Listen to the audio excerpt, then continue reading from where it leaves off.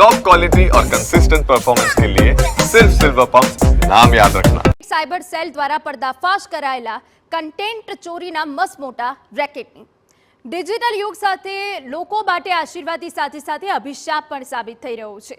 Gandhinagar state cyber સેલે આઈપીટીવી નામની એપ્લિકેશનથી ચાલતા content ચોરીના રેકેટનો પર્દાફાશ કર્યો અને આ સમગ્ર મામલે પંજાબના જાલંધરથી મોહમ્મદ મુર્તઝા નામના આરોપીને ધરપકડ કરવામાં આવી। આરોપીઓ છેલ્લા 2 વર્ષથી નવા એપ બનાવી કન્ટેન્ટ ચોરી કરતા આઈપીટીવીને 50 લાખથી વધારે લોકો ડાઉનલોડ પણ કરી ચૂક્યા છે। પોલીસે આરોપી પાસેથી 3 લેપટોપ રિકવર કર્યા, ઉપરાંત 9 debit card, 12 passport, 3 hard disk અને 4 મોબાઈલ પણ જપ્ત કરાયા। ઉપલબ્ધ છે અત્યાર સુધી એ આઈપીટીવી જે કે એક પ્રકારની ઇન્ટરનેટ ટીવી જેવું છે, એમને અત્યાર સુધી 50 લાખથી વધારે લોકો ડાઉનલોડ કરી ચૂક્યા છે અને એમાં ઘણા બધા દેશોના કન્ટેન્ટ આપને ઉપલબ્ધ હતું।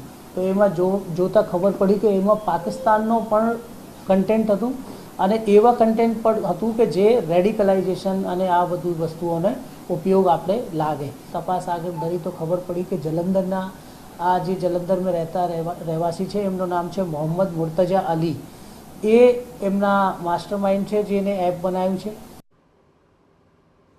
પોલીસે પ્રાથમિક તપાસમાં ખુલાસો થયો કે આઈપીટીવીમાં 800 જેટલી પાકિસ્તાની ટીવી ચેનલો પણ ચાલતી હતી। આઈપીટીવીમાંથી ચોરાયેલું કન્ટેન્ટ પાકિસ્તાની ચેનલો પર પણ બતાવાતું। આરોપી ઘણા સર્વર ભેગા કરી કન્ટેન્ટ સપ્લાય કરતા।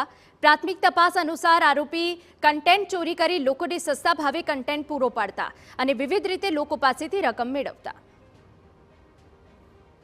એમાં એ છે કે એમનો મોટિવ છે કે આપણે સસ્તા દરે લોકોને ચેનલ આપીને અને પછી એ પૈસા કમાવે, જે કે ઓરિજિનલ જે રાઇટ હોલ્ડર છે એમને બાયપાસ કરીને।